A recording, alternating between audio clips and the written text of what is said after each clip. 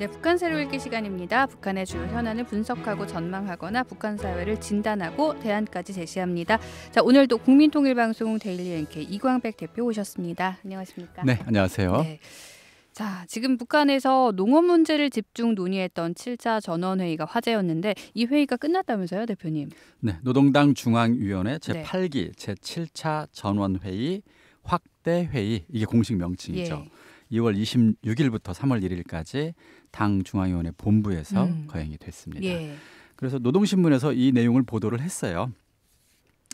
농촌혁명 강령 실현의 첫 번째 해인 2022년도 네. 사업 정형을 분석 총화하고 예. 그리고 농업 생산을 안정적이며 지속적인 장성 궤도에 올려 세우기 위한 중요 과업들과 전망 목표들, 그리고 국가 경제 발전에서 현 단계 해결해야 되는 네. 과업 실천 방도, 이런 것들에 대한 토의가 있었다, 이렇게 해놓고 그 내용을 구체적으로 보도를 했습니다. 네. 식량난이 심각하다는 보도도 나오고 있고, 이를 해결하기 위해서 6차 당 전원회의가 끝난 지 2달 만에 연 7차 전원회의였는데요.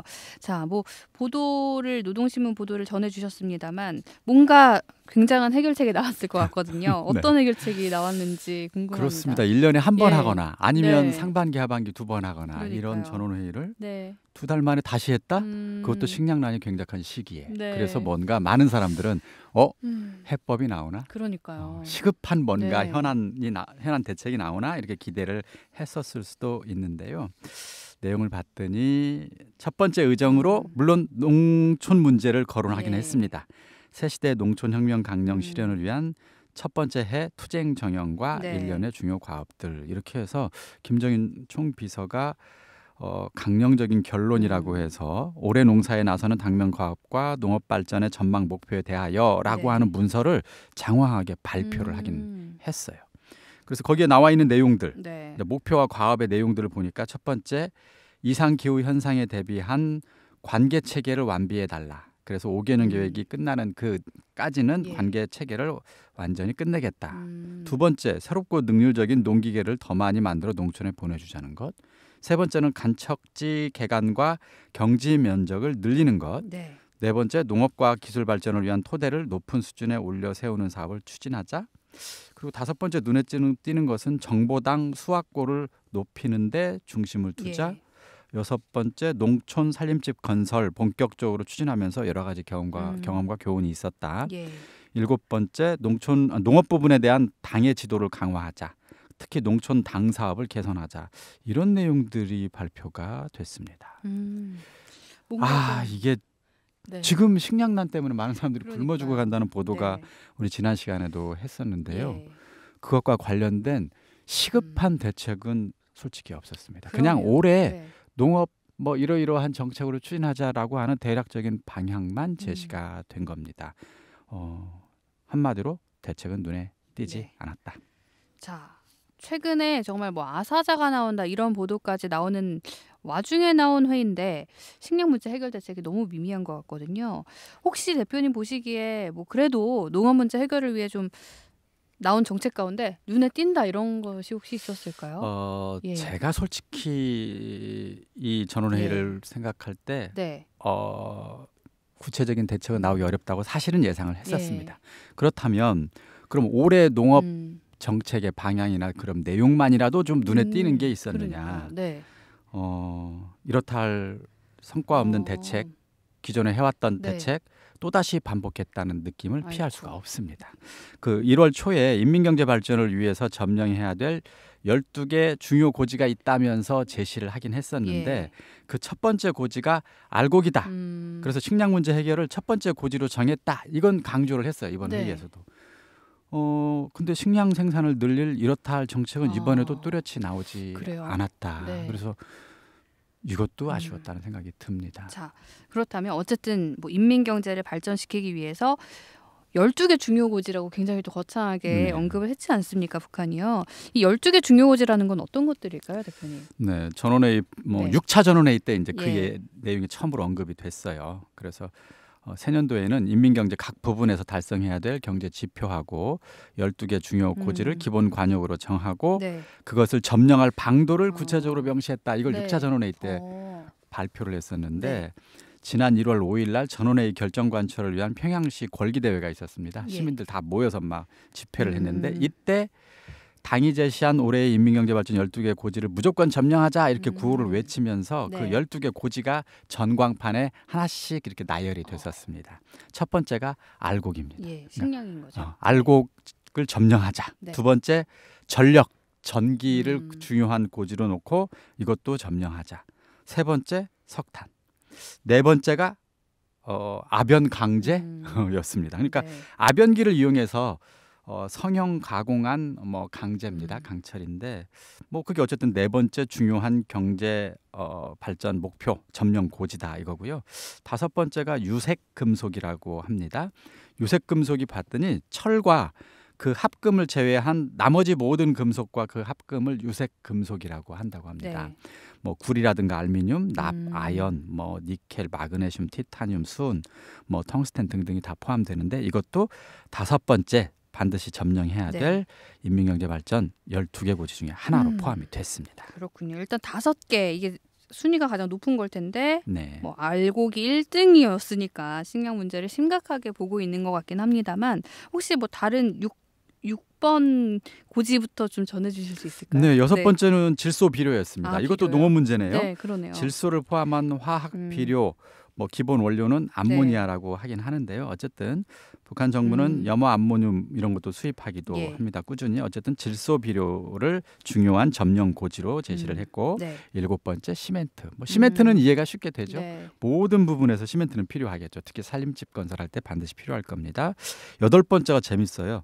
통나무가 12개 중요 점령 고지 가운데 통나무요? 하나더라고요. 네. 왜 그런가 봤더니 주택을 건설할 때 북한은 여전히 나무 많이 쓴답니다. 그래요? 목재를 많이 쓰고 또 또 농업 같은 경우 온실을 만들 때 또 이 네. 목재를 다량으로 쓴다고 하네요. 그래서 북한에서는 통나무가 12개 중요 고지 가운데 하나고요. 그러네요. 아홉 번째 천이요. 옷만 천이라는 게 입을 수 있는 옷감인 것 같아요. 그러네요. 네. 그래서 북한에서는 뭐 어떤 용도로 쓰든 간에 이 옷감이나 천이 많이 부족한가 보구나. 네. 이것도 굉장히 중요한 점령 고지라는 것. 열 번째는 수산물이었습니다.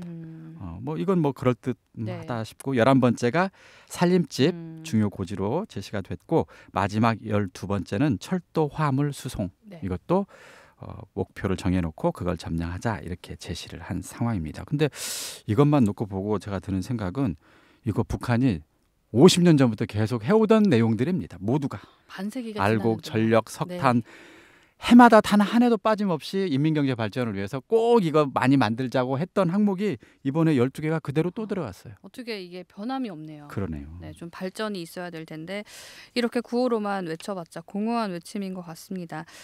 그러나 중에 저희가 사실 지금 외부에서도 굉장히 심각하게 보고 있는 게 식량 부족으로 인한 아사자들인데 대표님께서도 몇 차례 전해주셨지 않습니까? 지금 뭐 한 달, 뭐 2달 얘기가 아니라서 좀 됐는데 지금 현재 식량 사정은 뭐 여전합니까? 아니면 나아졌습니까? 사실은 큰 차이가 없다는 아이고. 보도가 계속해서 나오고 있습니다. 예. 최근에도 특히 산간 오지를 중심으로 굶어 죽는 주민들이 계속 나오고 네. 있을 정도로 식량난은 여전히 심각해 보입니다.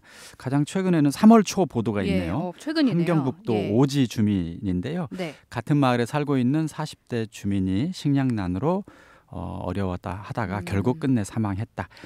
사망자는 여성이었습니다. 네. 40대 여성이었고 2년 전에 남편을 잃고 자식 셋을 혼자서 키우면서 살고 있었는데 물론 뭐 당연히 마을에서 어려운 가정 형편이 네. 어려운 집 중에 한 집이긴 했지만 결국 끝내 사망을 했고 남겨진 아이들은 고아원에 네. 지금 보내졌다고 합니다. 그래서 주변에 안타까움을 샀고 이 마을에는 지난 12월에도 60대 주민이 굶주림으로 사망을 한 데 이어서 이번이 네. 두 번째라고 하네요. 근데 어쨌든 이와 같은 현상은 이곳뿐만 아니라 지금 북한 특히 국경 지역, 특히 네. 산간 지역 여러 곳에서 계속해서 벌어지고 있다고 합니다. 네, 식량 문제가 심각한 상황에서 7차 전원회의가 열렸고 뭐 대책은 뚜렷하게 마련되지 않았다고 이미 짚어주셨는데요. 그렇다면은 참 이 답답한 상황 어떻게 평가하시는지 좀 여쭙고 싶네요. 제가 북한에서 이 예. 경제 목표 정하고 예. 또 경제 사업 1년 동안 했던 걸 평가하고 이것을 유심히 지켜보면서 들었던 생각은 어떤 거였냐면 그러니까 무조건 뭐 점령하자, 막 고지를 점령하자, 뭐 성과를 내자 이렇게 주장을 네. 하는데 정확하게 얼마를 늘릴 것이며 그걸 늘리는 데 있어서는 뭘 어떻게 해야 되는지 그런 것과 관련된 구체적인 목표가 수치로 제시되지 않는다는 겁니다. 그래서 경제 정책에서는 사실 네. 수치가 매우 중요해요. 그렇죠. 그래서 쌀을 늘리려고 한다면 네. 지금 현재 쌀이 우리가 365만 톤 생산했으니 내년에는 420만 톤 네. 생산한다든가. 그래서 뭐 50만 톤은 어떤 방식으로 어디서 어떻게 늘릴 거라든가 이런 내용이 있어야 예. 경제 정책이 실제 실행될 수 있고 성과를 평가할 때도 그렇죠. 그걸 기준으로 예. 정확히 평가한단 말이죠. 근데 북한에서 경제 정책 평가라든가 목표 제시할 때 이런 게 거의 나오질 않습니다. 이번 전원회의에서도 정확한 수치가 담긴 정책은 결국 제시하지 못했습니다. 사실 이게 이제 다른 나라에서는 이렇게 구체적이고 투명하게, 이걸 투명하다고 표현하잖아요. 네. 모든 인민이 다 아는 거예요. 우리의 경제 목표는 뭐다. 쌀은 얼마만큼 늘려야 된다를 네. 다 뻔히 알고 있어요. 그래서 그 다음에 평가를 할 때 그걸 기준으로 모두가 평가할 수 있어요. 네. 아, 이번 정부와 우리 지도자가 그렇죠. 경제 목표를 달성했는지 못했는지, 달성했다면 몇 프로를 넘게 달성했는지, 못했다면 얼마나 부족한지를 구체적으로 알 수 있잖아요. 북한의 경제 정책은 그걸 알 수가 없습니다. 약간 주먹구구식인 것 같아요. 그러다 보니까 어떤 네. 식으로 평가를 하느냐? 자주자립자유의 기치를 변함없이 높이 지켜든 어. 위대한 노동당이 엄혹한 형세를 타개하며 새 승리로 이끄는 오늘의 혁명투쟁은 전체 인민이 부럼없이 사는 우리식 사회주의를 반드시 건설하기 위한 행정에서 새로운 변화 발전으로 나아가는 미중의 거창한 위협이다. 이런 식으로 평가를 하는 거죠. 이게 평가랑 사실 관련이 없어 보이거든요. 그러니까 화려한 네. 말만 쉬지 않고 그러니까요. 나열하는 거예요. 머리가 실질적인 아프네요. 해답이 담기지 않는 예, 거죠. 한마디로 평가하자면 텅 빈 말잔치, 이런 식의 평가를 지난 70년간 해오고 있으니 이 사회가 사실 경제 발전을 하는 게 오히려 비정상인 거죠. 그러네요. 네. 비정상인 거죠. 그렇게 과학을 강조하는데 사실 경제 정책에도 그래서 다들 과학적인 경제 정책이 필요하다고들 그렇죠. 하잖아요. 그러니까 과학적이고 구체적인 예. 정책이 아니면 현실에서 당연히 성과를 내는 것은 불가능한데 북한은 그걸 지난 70년간 반복해오고 있는 것이죠. 왜 도대체 그렇다면 실질적이고 과학적인 대책을 못 내놓는가? 그들도 인민이 잘 사는 걸 원할 텐데 저는 이게 이해가 안 가거든요. 어떻게 보십니까? 왜 못 내놓는 걸까요? 저는 일단 가장 첫 번째는 무능하다고 봅니다. 그 문제를 제대로 예. 해결하는 데 필요한 능력과 경험이 부족한 거예요. 이건 뭐 말할 필요가 없다고 네. 봅니다. 가장 명백한 첫 번째 원인이다. 두 번째, 잘못된 사상과 이념, 특히 사회주의 이념과 사회주의 제도, 이게 생산력 발전에 효과가 없다는 것이 역사적으로 검증됐어요. 그래서 전 세계 사회주의 나라들이 1990년대 대부분 사회주의를 폐기하고 자유시장 경제를 받아들이잖아요. 근데 북한만 유독히 그 역사적으로 명백히 검증된 잘못된 사상과 이념, 제도, 이것을 여전히 버리지 못하고 있는 것이 저는 두 번째 원인 같습니다. 이 이념과 제도에서 한 가지 더 덧붙이자면 민주주의 제도와 민주주의 이념이 왜 경제 발전을 하느냐? 아까 얘기했던 것처럼 모두가 구체적이고 투명하게 목표를 공동으로 잡습니다. 그것도 수치까지 제시해가면서 정확하게. 그리고 잘하면 그 정부와 지도자에게 능력 있으니까 성과를 냈으니까 그 다음 권력을 또 맡기는 거고요. 못하면 아쉽지만 안타깝지만 그걸 해낼 수 있는 새로운 지도자와 새로운 정부에게 정책을 맡기는 것이죠. 이게 민주주의의 선거 제도입니다. 근데 북한에서는 그걸 하지 않아요. 그러니까 어떤 지도자, 어떤 정부도 일을 잘하든 못하든 권력을 계속 유지할 수 있는 이런 제도 때문에 변화와 발전이 없는 것이다. 이게 제가 두 번째로 지적하고 싶고요. 세 번째는 인민과 국가 발전에 대한 진심 어린 충실성? 북한에서 그렇게 강조하는 인민에 대한 충실성, 국가에 대한 충실성이 솔직히 부족하다고 생각합니다. 왜 이렇게 생각하냐면 인민 생활과 국가 발전을 위해서 필요하다면 과감하게 선진사회 정책을 따라 배우고 적용해야 될 거라고 봅니다. 예를 들어서 중국이나 베트남 관료는 과감하게 변화를 선택했거든요. 그렇죠. 그래서 인민과 국가를 당이나 지도자보다 앞세웠기 때문에 가능한 거예요. 그런데 변화와 개방의 길이라는 것이 그것밖에는 현재 길이 없다는 게 명백한 지금까지도 변화를 선택하지 못한다, 개방을 하지 못한다. 왜일까? 그것 때문에 혹시 자신이 쥐고 있는 권력을 잃을지도 모른다는 두려움 때문에 그렇다는 거잖아요. 이게 무슨 뜻이에요? 인민과 국가보다는 당과 자신의 권력을 더 앞세운 결과잖아요. 이건 인민과 국가 발전에 대한 충실성이 진심이 아니라는 뜻이라고 봅니다. 네. 자, 오늘은 7차 전원회의에 나온 농업대책을 좀 쭉 짚어주셨는데요. 지도자가 역할을 다하지 못하니 50년째 같은 미사여구만 반복하고 있고요. 또 경제도 50년째 제자리 걸음, 아니 후퇴만 하고 있습니다. 하루빨리 북한을 바꿀 전향적인 대책이 나와줘야겠습니다. 오늘도 이광백 대표님과 함께했습니다. 고맙습니다. 네, 감사합니다.